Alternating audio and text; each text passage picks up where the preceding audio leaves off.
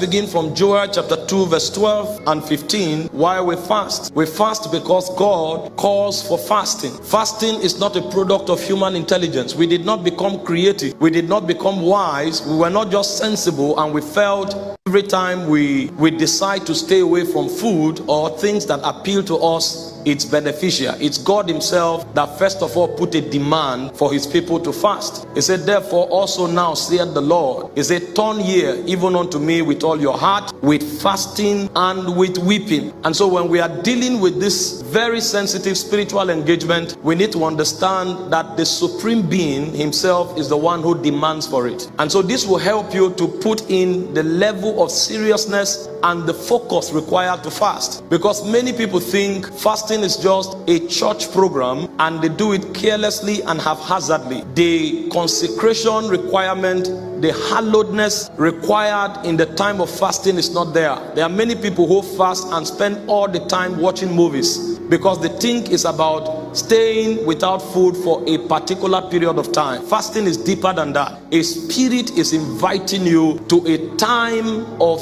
intercourse, a time of focus, and a time of attention to him alone. So it's a call that God puts on the human spirit. You find that also in Joel 1:14, and it's replete in scriptures. The second reason we fast is that maturity demands it. If you want to grow in this kingdom, you must engage this enterprise of fasting. There's no mature Christian who does not engage in fasting periodically. Time and again, you will have to stay away from food. Ecclesiastes chapter 10 verse 17, the Bible made a very strong statement. It said, blessed art thou, O land, when thy king is the son of the nobles, and thy princes eat in due season for strength and not for drunkenness. And so fasting and the ability to stay away from food or to eat food for the purpose of service and strength is an act of nobility. And in this kingdom, when you come into maturity, you are royal, and so you effuse the characteristics of royalty. And so every noble in this kingdom knows how to interact with food. He knows when to stay away, and he knows the purpose for which he eats. There are many persons advanced in age who eat chocolate. They just love it because it appeals to their taste bud, whereas it's destroying them. They don't understand the place of strength. But when you become mature in the kingdom, you prioritize correctly. And so your interaction with food is to empower you for kingdom advancement. And so there will be a time where you have to stay away from food in order to advance in spiritual sensitivity to pick signals from heaven and to navigate with the Spirit of God. And there are times where you have to eat and eat the right diet so you will be strong to do kingdom work. In 2 Corinthians chapter 6 verse 5, when Paul was giving us his credentials, one of it is fasting. He said, in stripes